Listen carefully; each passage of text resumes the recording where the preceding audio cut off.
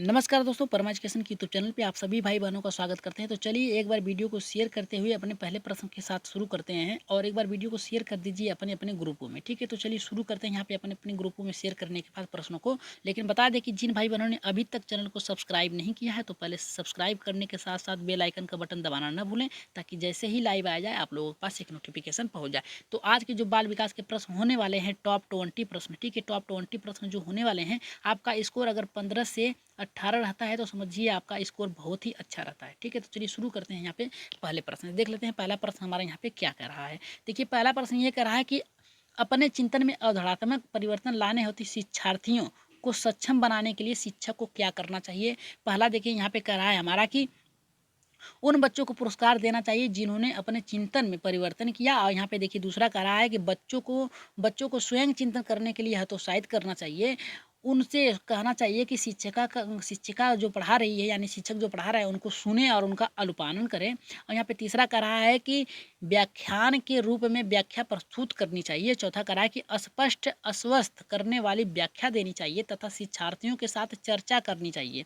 तो अब आप बताइए कि राइट आंसर हमारा कौन सा होगा। हमारा राइट आंसर पहला सही होगा, दूसरा सही होगा, तीसरा सही होगा या फिर चौथा। तो राइट आंसर जो हमारा सही होगा यहाँ पे वो होगा हमारा चौथा प्रश्न। राइट आंसर जो जाएगा हमारा यहाँ पे चौथा प्रश्न सही होगा। क्यों चौथा प्रश्न सही होगा, एक बार देख लेते हैं। यहाँ पे देखिए कितने लोग अगर दूसरा भी मान रहे होंगे, लेकिन देखिए यहाँ तक तो सही था कि बच्चों को स्वयं से करने के लिए हतोत्साहित करना चाहिए। लेकिन यहाँ पे देखिए दूसरी लाइन तुरंत बदल गई कि वह शिक्षिका को सुने और उनका अनुपालन करे, यानी नकल करे की बात कर रहा है। तो ये हमारा गलत हो गया। और चौथा देखिए कह रहा है कि स्पष्ट आश्वस्त करने वाली व्याख्या देनी। जो भी हमें प्रश्न बताना है बालकों को, जो भी उदाहरण देना है वो स्पष्ट हो, आश्वस्त हो, ताकि बालक जो है उससे संतुष्ट हो। और यहाँ पे देखिए बालकों प्रश्न देने के बाद बालकों के साथ चर्चा करें कि बालक को प्रश्न समझ में आया, उनकी कठिनाई क्या है, उनके स्तर से किस तरह से पढ़ाया जाए। तो राइट आंसर जो जाएगा हमारा यहाँ पे चौथे के साथ, क्योंकि अब आशा करते हैं कि समझ में आ गया होगा आप लोगों को। चलिए आगे बढ़ते हैं, अपने दूसरे प्रश्न पे देख लेते हैं। दूसरा प्रश्न हमारा यहाँ पे क्या कह रहा है। देखिए दूसरा प्रश्न ये करा है कि प्राथमिक विद्यालय के कक्षा कक्ष के संदर्भ में सक्रिय बद्धता का क्या अर्थ है। यहाँ पे देखिए पहला करा है कि याद करना, यहाँ पे प्रत्यास्मरण और सुनना। और यहाँ पे दूसरा करा है कि शिक्षक का अनुकरण और नकल करना। और यहाँ पे तीसरा करा है कि जांच पड़ताल करना, प्रश्न पूछना और वाद विवाद करना। और यह चौथा करा है कि शिक्षक द्वारा दिए गए उत्तरों को नकल करना। तो देखिए यहाँ पे नकल करने की बात तो पहले ही गलत हो गई।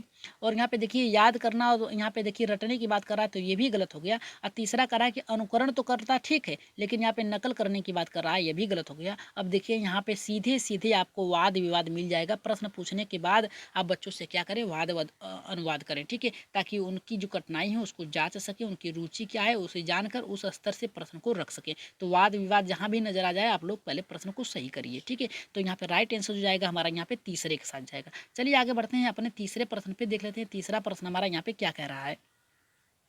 देखिए तीसरा प्रश्न ये करा है कि बच्चे तक सर्वाधिक, यानी बच्चे तब, यहाँ पे तब होगा, ठीक है, याद रखिएगा तब होगा। बच्चे तब सर्वाधिक सृजनशील होते हैं जब वे किसी गतिविधि में भाग लेते हैं। यानी बच्चे कब यहाँ पे सृजनशील होते हैं सबसे अधिक, जब गतिविधि में भाग लेते हैं। कौन से गतिविधि में। पहला यहाँ पे करा है कि शिक्षक की डांट से बचने के लिए। दूसरा करा है कि दूसरों के सामने अच्छा करने के दबाव में आकर। यहाँ पे तीसरा करा है अपनी रुचि से। और चौथा करा है कि पुरस्कार के लिए।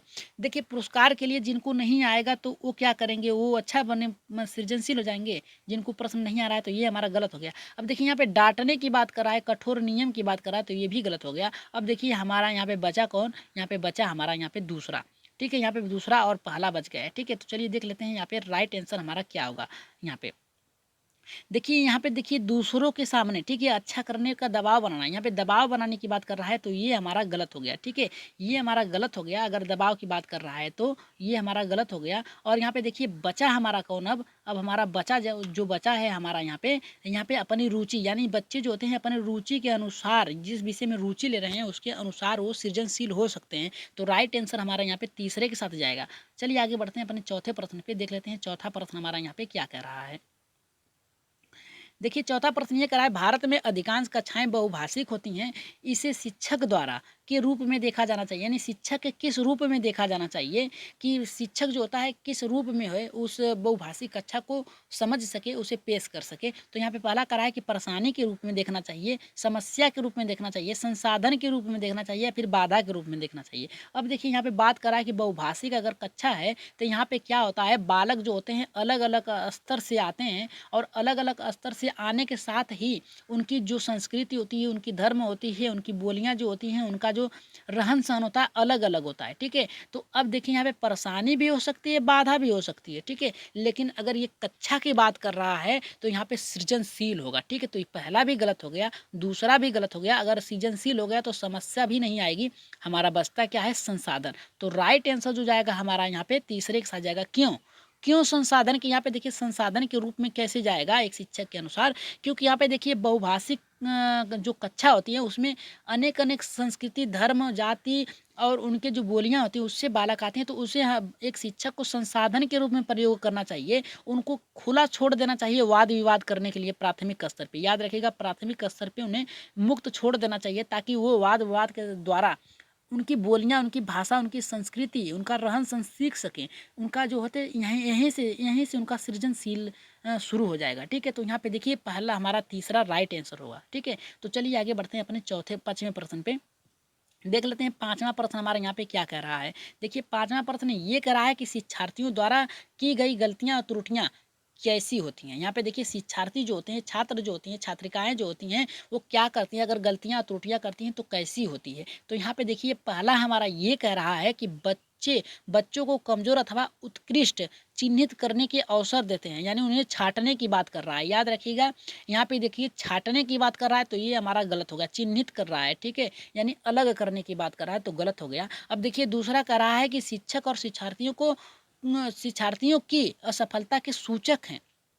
देखिए यहाँ पे शिक्षार्थियों की बात किया है ना, तो यहाँ पे देखिए यहाँ पे शिक्षक कहाँ से आ जाएगा। शिक्षार्थियों की बात किया है तो सिर्फ शिक्षार्थियों की बात होनी चाहिए, शिक्षक की नहीं। तो ये हमारा गलत हो गया। अब बात करेंगे तीसरा। ठीक है, तो तीसरा देख लेते हैं, इसके चिंतन को समझने के अवसर के लिए रूप में देखा जाना चाहिए। और चौथा कह रहा है कठोरता। कठोरता जहाँ आ गया यहाँ पे गलत हो गया। अब देखिए यहाँ पे बात कर रहा है सिर्फ तीसरे की, तो तीसरा ये कह रहा है कि उनके चिंतन को समझने के अवसर के रूप में देखी जानी चाहिए। सही बात है कि जो उन गलतियां कर रहे हैं तो उससे क्या आते हैं, उनमें चिंतन होगा। ठीक है, चिंतन होगा कि किस प्रकार से वो सोच विचार रहे हैं, तो उनके अवसर को समझना चाहिए कि किस में वो रुचि ले रहे हैं। ठीक है, और उनके स्तर के अनुसार हम प्रश्न को रख सकते हैं, उनकी रुचियों के अनुसार पाठ्य पुस्तक को का क्रम निर्धारित कर सकते हैं। तो इससे क्या होता है, वो उनको क्या आता है समझने में, पाठ को अच्छा वो समझ सकते हैं आसानी से। तो राइट आंसर जो जाएगा पाँचवें का हमारा तीसरा होगा। ठीक है, तो चलिए आगे बढ़ते हैं छठे प्रश्न पे। देख लेते हैं छठा प्रश्न हमारा यहाँ पे क्या कह रहा है।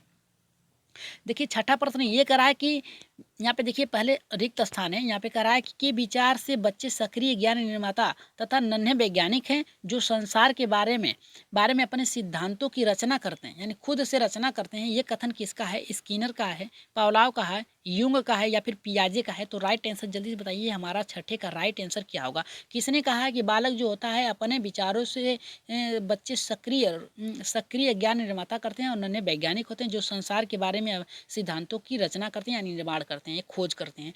तो पहला सही होगा, दूसरा सही होगा, तीसरा या फिर चौथा। तो राइट आंसर जो जाएगा हमारा यहाँ पे देखिए छठे का राइट आंसर जो जाएगा हमारा पियाजे महोदय के द्वारा जाएगा। ठीक है, इन्होंने ही कहा था, पियाजे के विचार ये था कि बच्चा जो होता है सक्रिय निर्माता होता है ज्ञान का, और वो नन्हा वैज्ञानिक भी होता है। इन्होंने ही अपने बच्चों पे प्रयोग किया था। ठीक है, और यह देखिए कह रहा है कि संसार के बारे में अपने सिद्धांतों की रचना करते हैं। तो एकदम राइट आंसर हमारा चौथा होगा। ठीक है, चलिए आगे बढ़ते हैं सातवें प्रश्न पे। देख लेते हैं सातवां प्रश्न हमारा यहाँ पे क्या कह रहा है। देखिए सातवां प्रश्न ये कह रहा है कि बालक केंद्रित शिक्षा शास्त्र का अर्थ क्या होता है। अब बताइए कि बाल केंद्रित जो शिक्षा शास्त्र होता है उसका अर्थ क्या होता है। पहला कह रहा है कि बच्चों को नैतिक शिक्षा देना चाहिए, और यहाँ पे देखिए दूसरा ये कह रहा है कि बच्चों को शिक्षक का अनुगमन और अनुकरण करने के लिए कहना चाहिए, और यहाँ पे देखिए तीसरा कह रहा है कि युंग ने कहा है, और चौथा ने कहा है पियाजे ने। ठीक है, तो अब देखिए यहाँ पे देखिए दो तो हो गए, यहाँ पे प्रवर्तक हो गए, यानी यहाँ पे मनोवैज्ञानिक हो गए, और यहाँ पे दो दिया है कि उनके स्तर के अनुसार क्या होना चाहिए। ठीक है, तो राइट आंसर जो जाएगा हमारा यहाँ पे देखिए अर्थ, बाल केंद्रित शिक्षा का अर्थ क्या पूछा है। अर्थ है, ठीक है, अर्थ है, किसने दिया है, ठीक है। तो जो हमारा यहाँ पे देखिए जो यहाँ पे बाल केंद्रित शिक्षा का अर्थ जो होगा यहाँ पे दूसरे के साथ जाएगा, ठीक है। बच्चों को शिक्षक का अनुगमन करना चाहिए और अनुकरण करने के लिए कहना चाहिए, ठीक है। तो राइट आंसर हमारा यहाँ पे दूसरा होगा, ठीक है। तो चलिए आगे बढ़ते हैं 8वें प्रश्न पे, देख लेते हैं 8वां प्रश्न हमारा यहाँ पे क्या कह रहा है। देखिए 8वां प्रश्न ये कह रहा है हमारा, थोड़ा सा नीचे कर रहे हैं। देखिए 8वां प्रश्न ये कह रहा है कि जटिल परिस्थितियों को संसाधित करने में शिक्षक बच्चों की सहायता करता है। पहला कह रहा है प्रयोगिता को बढ़ावा देकर और सबसे पहले कार्य पूरा करने वाले बच्चे को पुरस्कृत करके। और यहाँ पे दूसरा कह रहा है कि कोई भी सहायता न देकर बच्चे अपने आप यहाँ पे निर्वाह करना सीख जाते हैं। और यहाँ पे तीसरा करा है कि उस पर एक भाषण देके। और चौथा करा है कि कार्य को छोटे हिस्सों में बांटने के बाद निर्देश लिखना। तो इसका राइट आंसर जल्दी से बताइए आप लोग क्या होगा, पहला सही होगा, दूसरा सही होगा, तीसरा सही होगा या फिर चौथा सही होगा। 8वें का राइट आंसर हमारा क्या होगा। तो देखिए यहाँ पे हमारा जो राइट आंसर होगा चौथा होगा। क्यों, यहाँ पे कह रहा है कि कोई यहाँ पे कार्य को छोटे हिस्से में, यानी जो बड़े बड़े कार्य होते हैं उसे क्या करना चाहिए, छोटे छोटे हिस्से में बांट कर उसे सोल्व करना चाहिए, ठीक है। सोल्व कर यहाँ पे देखिए बांटने के बाद निर्देश लिखना चाहिए ताकि इस प्रश्न को कैसे सोल्व किया जाए। और यानी जो बड़े बड़े प्रश्न होते हैं उन्हें छोटे छोटे खंडों में बांट के आप सोल्व कर सकते हैं, यानी आप अन्वेषण खोज कर सकते हैं, ठीक है। तो यहाँ पे राइट आंसर जो जाएगा हमारा यहाँ पे चौथे के साथ जाएगा। यहाँ पे देखिए यहाँ पे बात कर रहा है दूसरे का, बात कर रहा है कोई भी सहायता न देना। यहाँ पे कोई भी सहायता नहीं देंगे तो जेडपीडी जो होता है उसके अनुसार नहीं होगा, ठीक है, जेडपीडी के विरुद्ध होगा ये, ठीक है। बालक जहाँ फंस रहा है वहाँ पे उसको क्या करना चाहिए, वहाँ पे उनको सहायता देनी चाहिए, ठीक है। और यहाँ पे पहला करा है प्रतियोगिता को बढ़ावा देकर वहाँ पे देखिए पुरस्कृत करने के, यानी जो बालक प्रतियोगिता में भाग नहीं लिए हैं क्या वो पुरस्कृत के लिए अनुसार उनके अनुरूप नहीं आते हैं। तो हमारा राइट आंसर जो जाएगा यहाँ पे हमारा यहाँ पे देखिए चौथा होगा, ठीक है। तो राइट आंसर चौथा होगा। चलिए आगे बढ़ते हैं 9वें प्रश्न पे, देख लेते हैं 9वां प्रश्न हमारा क्या होगा। 9वां प्रश्न ये करा है कि शिक्षार्थियों से, यहाँ पे देखिए करा है कि शिक्षार्थियों से यह अपेक्षा करनी चाहिए कि वे ज्ञान को उसी रूप में पुनः प्रस्तुत कर देंगे जिस रूप में उन्होंने ग्रहण किया। यानी शिक्षार्थियों, यानी एक शिक्षक ये सोच रहा है कि शिक्षार्थियों को जैसे हमने ज्ञान दिया है वो उसी को उसी प्रकार प्रस्तुत कर दें और जिस जिस क्रम में उन्होंने ग्रहण किया है। तो यहाँ पे देखिए पहला कह रहा है हमारा कि अच्छा है क्योंकि यह शिक्षक के लिए आकलन में सरल है। और यहाँ पे दूसरा कह रहा है ये एक प्रभावी, यहाँ पे कह रहा है यह एक प्रभावी आकलन युक्ति है। और यहाँ पे तीसरा करा है समस्यात्मक है क्योंकि व्यक्ति जो होता है अनुभवों की व्याख्या करते हैं और ज्ञान को ज्यों का त्यों पुनः स्थापित नहीं कर सकते। और यहाँ पे चौथा करा है कि अच्छा है क्योंकि जो भी हमारे मन में है हम उसे रिकॉर्ड कर लेते हैं, ठीक है। यहाँ पे रिकॉर्ड कर लेते हैं, ठीक है, लेकिन आप प्रस्तुत नहीं कर पाते हैं। तो हमारा राइट आंसर क्या होगा, चौथा हमारा गलत है। तो राइट आंसर जल्दी से बताइए कि क्या होगा, पहला सही होगा, दूसरा सही होगा, तीसरा चौथा तो गलती है। 3 में से आप बताइए जल्दी से राइट आंसर क्या होगा हमारा 9वें का। तो 9वें का जो राइट आंसर होगा हमारा यहाँ पे तीसरा राइट आंसर होगा। यहाँ पे देखिए कह रहा है कि अच्छा है क्योंकि शिक्षक के आकलन में सरल होगा। सरल हो सकता है लेकिन अगर बालक कोई परीक्षा में भाग नहीं लिया है तब आप कैसे आप उसका आकलन कर सकते हैं, ठीक है। तो अब देखिए यहाँ पे ये गलत हो गया। अब यहाँ पे कह रहा प्रभावी आकलन युक्ति है, ठीक है, तो ये गलत हो गया।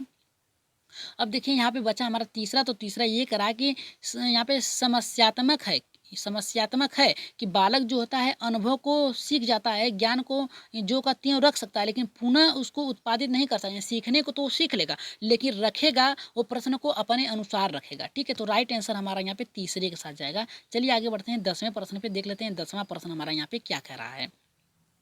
देखिए 10वां प्रश्न ये करा है कि जब शिक्षार्थियों को समूह में किसी समस्या पर चर्चा का अवसर दिया जाता है तब वे सीखने का वक्र होता है, कैसा होता है, बेहतर होता है, स्थिर होता है, और यहाँ पे करा है अनवरण होता है, और यहाँ पे चौथा करा है कि समान रहता है। तो राइट आंसर क्या होगा कि जब शिक्षार्थी, यहाँ पे देखिए करा है कि जब शिक्षार्थियों को समूह में, याद रखिएगा समूह में चर्चा परिचर्चा अगर कर रहे हैं तो किसी समस्या पर चर्चा के अवसर दिया जा रहा है किसी बालक को, तो उनकी सीखने की गति जो होती है वो कैसा होगा, वक्र कैसा होगा। पहला करा है कि बेहतर होगा, दूसरा करा है स्थिर रहता है, तीसरा करा है अनावरण तो होता है, चौथा करा है कि समान रहता है। तो राइट आंसर हमारा क्या होगा, जल्दी से बताइए 10वें का राइट आंसर क्या होगा, पहला होगा, दूसरा, तीसरा या फिर चौथा। तो राइट आंसर जो 10वें का हमारा जाएगा पहला होगा, बेहतर होता है, क्योंकि वो यहाँ पे बालक जो होता है यहाँ पे बेहतर तरीके से सीखते हैं, क्योंकि वहाँ पे किसी का दबाव, शिक्षक का दबाव नहीं होता है, ठीक है। क्योंकि उनके जो यहाँ पे कार्य सीखता है बालक, जो यहाँ पे जो कार्य बालक सीखता है तो वो किसके माध्यम से सीखता है, अपने समवयस्कों के माध्यम से, ठीक है, समवयस्कों के माध्यम से सीखता है बालक। तो उसमें उसे भय नहीं रहता है, क्योंकि उसके जो होते हैं उनके समझ यानी उनके अनुसार जो बालक होते हैं, उनके उनके बराबर के बालक जो होते हैं, तो उनसे भय नहीं होता है, वो आसानी से बालक सीख लेता है, ठीक है। तो राइट आंसर जो जाएगा हमारा यहाँ पे पहले के साथ जाएगा। चलिए आगे बढ़ते हैं अपने 11वें प्रश्न के लिए। देखते हैं 11वां प्रश्न कितने लोगों का सही होता है, क्योंकि ये प्रश्न आप लोगों को करा दिया गया है। तो देखते हैं कितने लोगों का सही होता है ये प्रश्न। जीन पियाजे के नैतिक सिद्धांत कितने स्तरों में विभाजित हैं। देखिए अब तो प्रश्न 11 से लेकर 20 तक ही शुरू होंगे, वो प्रश्न जो बहुत ही कठिन है, ठीक है, बहुत ही कठिन प्रश्न है। देखते हैं कितने लोगों का अब सही होता है, क्योंकि अभी तक तो तर्क के आधार पे था, लेकिन अब आप लोगों के यहाँ पे माइंड यानी स्टोरेज के अनुसार चलेगा, क्योंकि आपने कितना सीखा है अब चलेगा। यहाँ पे देखिए 11वां करा है कि जीन पियाजे के नैतिक सिद्धांत कितने स्तरों में विभाजित है। पहला करा है कि 3 स्तरों में, दूसरा करा है 4 स्तरों में, चौथा करा है, तीसरा करा है 5 और चौथा करा है कि 2 स्तरों में। तो जल्दी से यहाँ पे बताइए कि राइट आंसर हमारा यहाँ पे कौन सा होगा, ठीक है। राइट आंसर हमारा क्या होगा, जल्दी से बताइए। यहाँ पे पहला सही होगा, दूसरा सही होगा या फिर तीसरा सही होगा। तो राइट आंसर जो हमारा जाएगा यहाँ पे 3 स्तरों में बांटा गया है, याद रखिएगा 3 स्तरों में, ठीक है, याद रखिएगा 3 स्तरों में। अब देखिए 3 स्तरों को हम आपको बता देते हैं कि पहले में क्या आता है, ठीक है। पहले में आपका आएगा यहाँ पे प्राक रूढ़िगत स्तर आएगा, ठीक है। यहाँ पे आएगा प्राक रूढ़िगत आएगा, ठीक है, रूढ़िगत आएगा, स्तर आएगा। इसके अंतर्गत यानी इसी का दूसरा नाम क्या है, पूर्व परंपरागत स्तर, ठीक है। इसी का दूसरा नाम है पूर्व परंपरागत, ठीक है, परंपरागत स्तर, ठीक है। अब देखिए दूसरा क्या है, लिखते चलिएगा। दूसरा जो हमारा आएगा वो रूढ़िगत नैतिक स्तर आएगा, ठीक है, या फिर परंपरागत स्तर आएगा। याद रखिए दूसरा जो आएगा रूढ़िगत आएगा, ठीक है, रूढ़िगत आएगा और नैतिक अवस्था आएगा, ठीक है, नैतिक स्तर आएगा, नैतिक असर आएगा। और इसी को हम कह सकते हैं परंपरागत स्तर, ठीक है, परंपरागत स्तर, परंपरागत स्तर आएगा। और देख लीजिए चौथा जो तीसरा हमारा मुख्य आता है, हर बार पूछा जाता है प्रश्न, वो आएगा उत्तर रूढ़िगत आता है, ठीक है। अब देखिए हम बता दें आप लोगों को इसके अंतर्गत क्या क्या आता है, ठीक है। चलिए देख लेते हैं इसके अंतर्गत, तीनों के अंतर्गत क्या क्या आता है, इसे जानना बहुत ही जरूरी है। क्योंकि देखिए यहाँ पे पहला जो आएगा, यहाँ पे प्राक आएगा, जो प्राक आएगा इसे ही आप कहते हैं, क्या कहते हैं कि इसे ही परंपरागत कहते हैं। इसमें क्या होता है, इसमें आत्म केंद्रित निर्णय होता है, ठीक है, आत्म केंद्रित होता है बालक जो होता है, आत्म केंद्रित होता है, याद रखिएगा आत्म केंद्रित होता है बालक, और इसमें आत्म केंद्रित निर्णय लेता है। और इसी के अंतर्गत दूसरा आएगा, प्राक के अंतर्गत दूसरा आएगा दंड एवं आज्ञा पालन, ठीक है, याद रखिएगा दंड आएगा और आज्ञा पालन आएगा, ठीक है, आज्ञा पालन आएगा। और यहाँ पे बता दें कि एक तीसरा आएगा जो समाधानात्मक, ठीक है, सधानात्मक सापेक्षवाद उन्मुख आएगा, जो अपने अनुसार कार्य करेगा, ठीक है। अब देखिए बात करते हैं हम दूसरा रूढ़िगत नैतिक स्तर, ठीक है, याद रखिएगा रूढ़िगत आएगा, रूढ़िगत नैतिक स्तर आएगा। अब इसके अंतर्गत क्या आएगा हमारा परंपरागत, ठीक है, परस्पर एक रूप उन्मुख करना, यहाँ पे अधिकार संरक्षण यानी अपने अधिकारों की रक्षण करने की बात करेगा, ठीक है, याद रखिएगा रूढ़िगत नैतिक में आएगा अपने अधिकारों की रक्षण करना, ठीक है। और जो चौथा हमारा तीसरा आएगा उत्तर रूढ़िवाद, ठीक है, उत्तर रूढ़िवाद जो आएगा स्तर आएगा, इसमें बालक जो होता है सामाजिक स्तर के अनुसार कार्य करता है, सामाजिक, ठीक है, याद रखिएगा समाज के अनुरूप कार्य करता है, ठीक है, बालक जो होता है इसमें समाज के अनुरूप कार्य करता है, ठीक है, समाज के अनुरूप कार्य करता है। और इसमें बता दें एक बात कि सर्वाधिक नीतिपरक, यहाँ पे जो नीतिपरक होता है, जो संस्कृत का पालन करना होता है, ठीक है, अपने कार्यों के प्रति चिंतन होता है, इसी में आएगा, उत्तर रूढ़ी स्तर में आएगा, ठीक है। तो चलिए आगे बढ़ते हैं अपने यहाँ पे 12वें प्रश्न पे देख लेते हैं 12 का प्रश्न कितने लोगों का सही होता है। देखिए यहाँ पे बात कर रहा है कि आज्ञा पालन की अंधभक्ति जीन पियाजे के किस नैतिक स्तर के अनुसार आता है, ठीक है, जीन पियाजे के किस नैतिक स्तर के अंतर्गत आज्ञा पालन और अंधभक्ति आता है। तो हमने आप लोगों को तीनों स्तर बता दिया है, तो अब आप बताइए कि उसके अंतर्गत क्या आएगा, ठीक है, कौन सा हमारा सही होगा, ठीक है। चलिए बताइए यहाँ पे नैतिक समानता आएगा, ठीक है। देखिए यहाँ पे पहला करा है कि नैतिक समानता दूसरा कह रहा है कि हमारा नैतिक दबाव, और तीसरा कह रहा है कि नैतिक सापेक्षता, और चौथा कह रहा है कि इनमें से कोई नहीं। ठीक है, आज्ञा पालन, अंधभक्ति जैसे विश्वास करना बालक में किस नैतिक स्तर के अंतर्गत आता है? तो पहले के अंतर्गत आता है, दूसरे के, तीसरे के, या फिर चौथे के? तो राइट आंसर जो जाएगा 12वें का हमारा दूसरे, नैतिक दबाव। ठीक है, हमने पहले ही आप लोगों को कहा कि नैतिक दबाव, ठीक है, इसके अंतर्गत क्या आता है? बालक नियमों की व्याख्या यानी नियमों के अनुसार चलना, बधे बधाए नियम के अनुसार चलता है। ठीक है, जो उसकी संस्कृति है, ठीक है, संस्कृति है उसके अनुसार चलता है बालक। ठीक है, तो हमारा राइट आंसर जो जाएगा दबाव में वो क्या करता है? आज्ञा पालन करता है। सभी लोगों को पता है कि किसी के ना किसी के दबाव में ही आप क्या करते हैं? नैतिक दबाव में, ठीक है, आप आज्ञा का पालन करते हैं। ठीक है, तो हमारा राइट आंसर दूसरा था। चलिए आगे बढ़ते हैं तीसरे प्रश्न पे। 13वें प्रश्न पे देख लेते हैं। 13वां प्रश्न कितने लोगों का सही होता है? पियाजे के अनुसार स्वतः नैतिकता के स्तर तक पहुंचने में कौन सा तत्व सहायक होता है? यानी सहायक कौन सा होता है कि यहाँ पे पियाजे के अनुसार स्वतः नैतिकता यानी खुद से आप नैतिकता के स्तर तक पहुंच जाएं, ये कौन से तत्वों में सहायक होता है? पहला सहयोग में, दूसरा कह रहा है कि पारस्परिक पर निर्भरता, और चौथा तीसरा कह रहा है कि विभिन्न दृष्टिकोण के प्रति जागरूकता, और चौथा कह रहा है कि उपयुक्त सभी। तो जो राइट आंसर हमारा 13वें का कौन सा सही होगा? जल्दी से बताइए। कि देखिए हमारा राइट आंसर जो जाएगा यहाँ पे चौथे के साथ जाएगा, क्योंकि यहाँ पे देखिए सहयोग के बिना आप स्वतः ही सहायक, यहाँ पे देखिए सहायता की बात क्या है, स्वतः ही आप खुद से नहीं सीख सकते, किसी की सहायता लेनी पड़ती है। ठीक है, तो सहयोग भी होगा, पारस्परिकता निर्भर यानी दूसरे पे भी निर्भर हो सकते हैं और अपने आप पर भी निर्भर हो सकते हैं। और यहाँ पे तीसरा कहा कि विभिन्न दृष्टिकोण यानी अनेक अनेक प्रकार के तर्क वितर्क करने के बाद आप जागरूक होते हैं, तब आप खुद से नैतिक, स्वतः से नैतिक स्तर तक पहुँच जाते हैं। तो जब तीनों सही हो गया तो हमारा चौथा भी सही होगा। चलिए आगे बढ़ते हैं 14वें प्रश्न पे देख लेते हैं। 14वां प्रश्न हमारा यहाँ पे क्या कह रहा है? और नीचे आप लोगों के नैतिक सिद्धांत से जो जितने भी प्रश्न रखे गए हैं उनके सभी की आप लोगों को नीचे नोट्स मिल जाएंगे। ठीक है, तो चलिए देख लेते हैं यहाँ पे 14 का हमारा क्या कह रहा है। कह रहा है कि जिन पियाजे बालकों के नैतिक मूलक सिद्धांत की व्याख्या के लिए किससे संबंधित प्रश्न रखते थे? ठीक है, किससे संबंधित प्रश्न रखते थे? यहाँ पे पहला कह रहा है कि नाटक से, दूसरा कह रहा है कि उपन्यास, तीसरा कह रहा है कि कहानी, चौथा कह रहा है कि गीत। यानी जिन पियाजे जी नैतिक मूलक यानी नैतिक मूलक सिद्धांत की व्याख्या के लिए किससे संबंधित प्रश्न रखते थे? नाटक से, उपन्यास से, कहानी से, या फिर गीत से। तो राइट आंसर हमारा क्या होगा? जल्दी से बताइए, पहला होगा, दूसरा होगा, तीसरा या फिर चौथा? तो 14 का जो राइट आंसर होगा हमारा यहाँ पे राइट आंसर जो होगा कहानी से। कहानी के द्वारा ही बालक क्या करता है? तर्क करता है। ठीक है, आप संस्कृत के बारे में बता रहे हैं, सांस्कृतिक, ठीक है, सांस्कृतिक के बारे में अगर बालक के बता रहे हैं, याद रखिएगा, आप अपने रीति रिवाज के बारे में बता रहे हैं, तो बालक को आप कहानी सुनाएंगे कि इस कहानी देखिए कि हमारे दादा परदादा ये करते थे, तो हमें भी ये करना चाहिए जिससे हमें लाभ होगा। ठीक है, तो राइट आंसर जो जाएगा हमारे यहाँ पे तीसरे के साथ जाएगा, कहानी के साथ जाएगा। चलिए आगे बढ़ते हैं अपने 15वें प्रश्न पे देख लेते हैं। 15वां प्रश्न कितने लोगों का सही होता है, क्योंकि सभी प्रश्न अब 11 से आप लोगों को 20 तक सभी प्रश्न बहुत ही महत्वपूर्ण होने वाले हैं। चलिए देख लेते हैं यहाँ पे 15वां क्या कह रहा है। द मोरल, ठीक है, यहाँ पे कह रहा है कि the moral judgement of child किसकी रचना है? ये देखिए बहुत ही महत्वपूर्ण प्रश्न है कि the moral judgement of child ये किसकी रचना है? पहला कह रहा है कि G.S. हॉल का, दूसरा कह रहा है कि B.F. स्किनर का, तीसरा कह रहा है लॉरेंस कोहलबर्ग का, चौथा कह रहा है कि जीन पियाजे का। तो जल्दी से बताइए 15वें का राइट आंसर हमारा क्या होगा? तो राइट आंसर क्या होगा हमारा? जल्दी से बताइए, पहला सही होगा, दूसरा सही होगा, तीसरा या फिर चौथा? तो आप लोगों को पता है कि जीन पियाजे के कोहलबर्ग के जीन पियाजे के नैतिक विकास के संज्ञानात्मक विकास के अनुसार सीख रहे हैं, तो राइट आंसर जो जाएगा हमारा यहाँ पे जीन पियाजे के साथ जाएगा।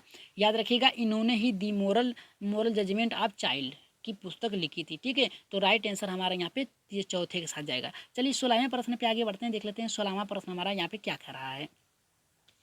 यहाँ पे कह रहा है चरित्र आदतों की कुंज है। ये किसका मत है कि चरित्र आदतों का कुंज है? यानी जो हमारा चरित्र है, हमारा जो स्वभाव है, ये आदतों का कुंज है, यानी आपकी आदतों पर निर्भर करता है। ठीक है, आपकी आदत के अनुसार ही क्या करता है? आपके व्यवहार में परिवर्तन कर देता है, चरित्र का निर्माण करता है। ये कुंज है, किसने, किसका मत है? तो यहाँ पे पहला कह रहा है कि जी, यहाँ पे कह रहा है G.S. हॉल, और यहाँ पे दूसरा कह रहा है कि थॉर्नडाइक, और तीसरा कह रहा है कि सैमुअल इस्माइल, और चौथा कह रहा है कि वुडवर्थ। तो राइट आंसर हमारा 16वें का कौन सा सही होगा? जल्दी से बताइए आप लोग। किसका मत है कि चरित्र आदतों का कुंज है? यहाँ पे हाल का है, थांडाइक का है, यहाँ पे इस्माइल का है या फिर बुडवर्थ का। तो राइट आंसर जो जाएगा हमारा यहाँ पे तीसरे के साथ जाएगा, याद रखिएगा तीसरे के साथ जाएगा। इस्माइल, यहाँ पे इस्माइल सैमुअल इस्माइल ने कहा है कि चरित्र जो हम बालक का होता है, व्यक्ति का होता है, जो उसका स्वभाव होता है वो आदतों के अनुरूप होता है, उसका कुंज होता है, और इसे सैमुअल इस्माइल ने कहा है। ठीक है, चलिए आगे बढ़ते हैं 17वें प्रश्न पे, देख लेते हैं 17वां प्रश्न हमारा यहाँ पे क्या कह रहा है। देखिए 17वां प्रश्न ये कह रहा है कि नवजात शिशु का मस्तिष्क नैतिक एवं अनैतिक रूप से तटस्थ करता है, ये मत किसका है। ठीक है, तो पहला कह रहा है कि वर्कले का है, दूसरा कह रहा है कि बुडवर्थ का है, तीसरा जिन पियाजे, चौथा कह रहा है कि लाख का। तो राइट आंसर हमारा क्या होगा, जल्दी से बताइए आप लोग, राइट आंसर क्या होगा। वर्कले ने कहा है, बुडवर्थ ने कहा है, पियाजे ने कहा है या फिर लाख ने।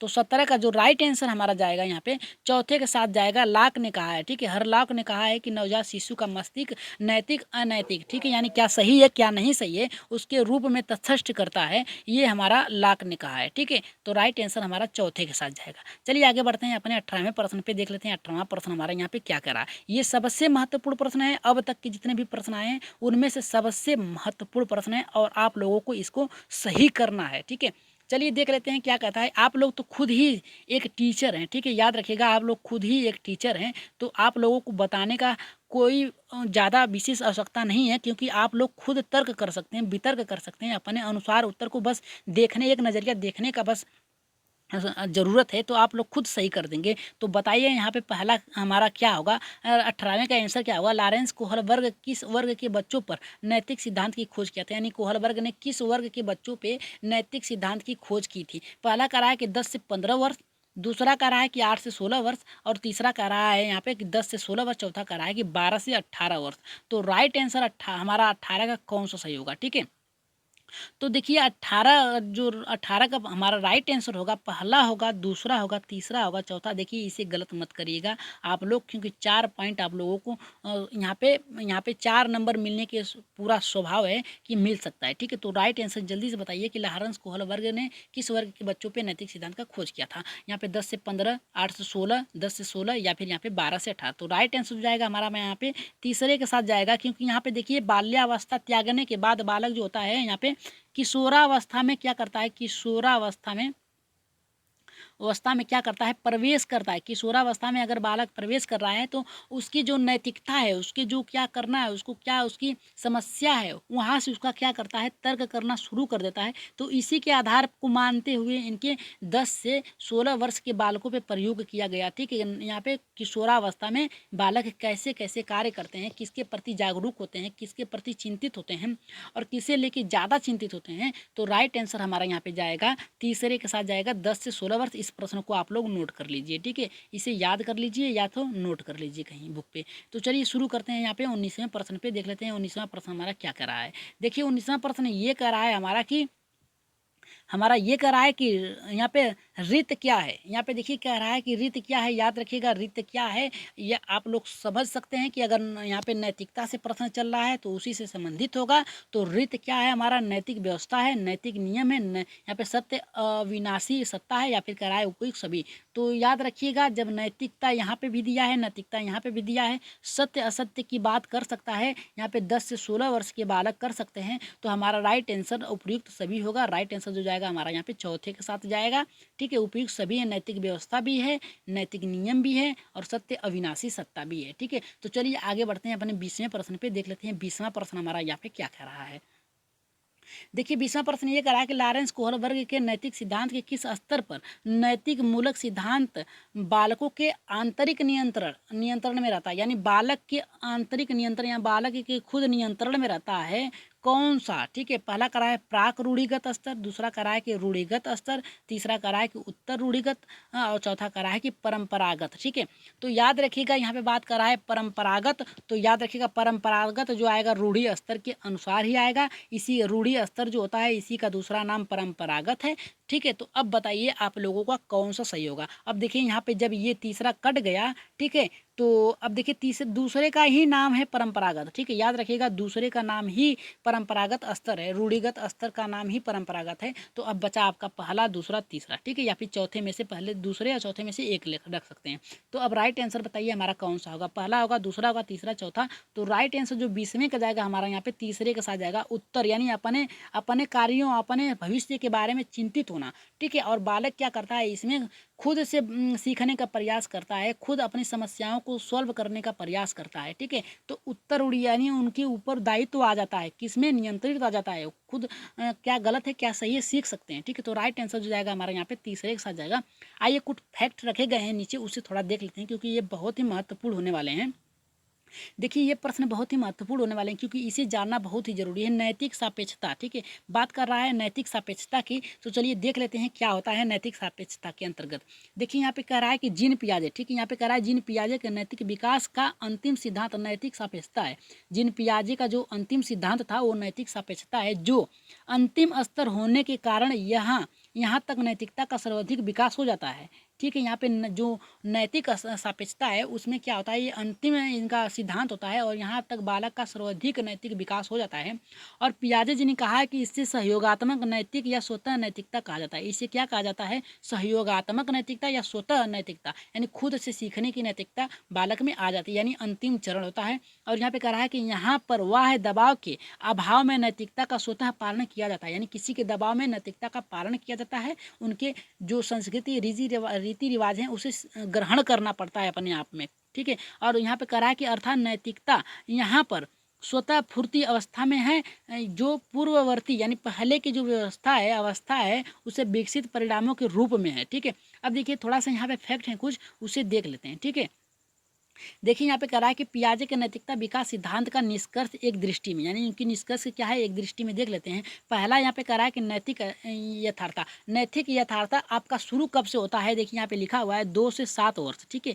2 से 7 वर्ष से शुरू होता है, याद रखिएगा 2 से लेके 7 वर्ष में ये नैतिक यथार्थता शुरू होता है। इसमें क्या होता है, बालकों में नियम का अंध अनुसरण, देखिए ऊपर प्रश्न था, अंध अनुसरण करने की प्रवृत्ति जा जाती है। किस अवस्था में होती है, दूसरे से लेके 7वें वर्ष में, ठीक है। 2 से लेकर 7 वर्ष में बालक में क्या होता है, अंधविश्वास की शक्ति उत्पन्न हो जाती है, ठीक है। और यहाँ पे दूसरा करा है कि नैतिक समानता, ठीक है। यहाँ पे देखिए दूसरा करा है कि नैतिक समानता, इसमें क्या होता है, अंतःक्रिया के आधार पर नियमों की व्याख्या करने की प्रवृत्ति होती है, ठीक है। यानी खुद से यानी खुद के आधार से नियमों को, ये किस अवस्था में होती है, 8 से 12 अवस्था में होती है, ठीक है। याद रखिएगा 8 से 12 वर्ष की अवस्था में अंतःक्रिया आधार पर नियमों की व्याख्या करने की प्रवृत्ति होती है, ठीक है। चलिए आगे बढ़ते हैं। यहाँ पे लास्ट है हमारा तीसरा नैतिक सापेक्षता, ये कब होती है, 12 वर्ष से ऊपर, ठीक है। 12 वर्ष के ऊपर होता है, ठीक है। इसमें क्या होता है कि यहाँ पे स्वतः यहाँ पे नैतिक मूल्यों के विकास के कारण कार्यों की व्याख्या करनी प्रवृत्ति हो जाती है, यानी खुद से कार्यों को सोल्व करने की आपकी सोच, यानी क्या गलत है क्या सही करने की जो नैतिकता है उसके गुण आ जाते हैं तीसरा नैतिक सापेक्ष के अंतर्गत। थोड़ा सा और है देख लेते हैं। यहाँ पे देखिए पियाजे के अनुसार सहयोग, यहाँ पे सहयोग पारस्परिक पर निर्भरता विभिन्न दृष्टिकोण के प्रति जागरूक करता है और व्यक्ति को स्वतः नैतिक के स्तर तक पहुंचने में सहायता करता है। वहाँ पे आप लोगों को प्रश्न था एक, और यहाँ पे देखिए लारेंस कोहलबर्ग का नैतिक विकास का सिद्धांत जो है ये 10 से 16 वर्ष के उम्र के बच्चों पे यहाँ पे सम्मुख कहानियों के रूप में नैतिक संदेह प्रश्नों के प्रस्तुत किया गया। इसके आधार पर बच्चों का साक्षात्कार यानी उनसे सीधे सीधे शास्त्रकार किया गया, सलाह लिया गया, जिस शास्त्रकार के साथ सूचना का विश्लेषण करके जिन पियाजे ने नैतिक विकास के सिद्धांत को यहाँ पे विस्तारित परिवर्तन और यहाँ पे परिमार्जित किया, ठीक है। अब देखिए थोड़ा सा यहाँ पे फैक्ट और है। यहाँ पे देखिए कह रहा है कि निष्कर्ष क्या है, यहाँ पे निष्कर्षत यानी कोहलबर्ग के नैतिक विकास के सिद्धांत में 3 प्रमुख स्तर और 7 सोपान। कितने स्तर याद रखिएगा, कितने स्तर हैं, तो 3 स्तर हैं याद रखिएगा, और 7 क्या है, सोपान है। याद रखिएगा 7 सोपान है, 3 स्तर है। जान लेते हैं वो स्तर कौन कौन से हैं और सोपान कौन कौन से, ठीक है। देखिए ये 3 स्तर इनके, ठीक है, 3 स्तर है, पहला दूसरा तीसरा, ठीक है। तीसरा तो चलिए देख लेते हैं प्राक रूढ़िगत स्तर और पूर्व परंपरागत स्तर के अंतर्गत क्या क्या आता है। बालक में आत्म केंद्रित निर्णय लेने की प्रवृत्ति आ जाती है, दंड एवं आज्ञा पालन की उन्मुखता आ जाती है। यहाँ पे देखिए ये जो होगा 2 से 7 वर्ष होगा, याद रखिएगा, ठीक है, 2 से 7 वर्ष। और यहाँ पे समाधानात्मक सापेक्ष उन्मुख आ जाता है। और रूढ़िगत नैतिक स्तर के परंपरागत, इसके अंतर्गत 2 आता है। यहाँ पे परस्पर एक रूप उन्मुखता और यहाँ पे अधिकार संरक्षण, यानी खुद के अधिकार क्या है उसका संरक्षण करने के अभाव आ जाते हैं आप में, ठीक है, यानी आप में स्वभाव आ जाते हैं। और यहाँ पे उत्तर रूढ़िगत स्तर, इसके अंतर्गत आपके 2 आते हैं, सामाजिक अनुबंधन विधि समस्त उन्मुक्ता, और यहाँ पे दूसरा करा है कि सर्वाधिक नीतिपरक सिद्धांत उन्मुक्ता, ठीक है।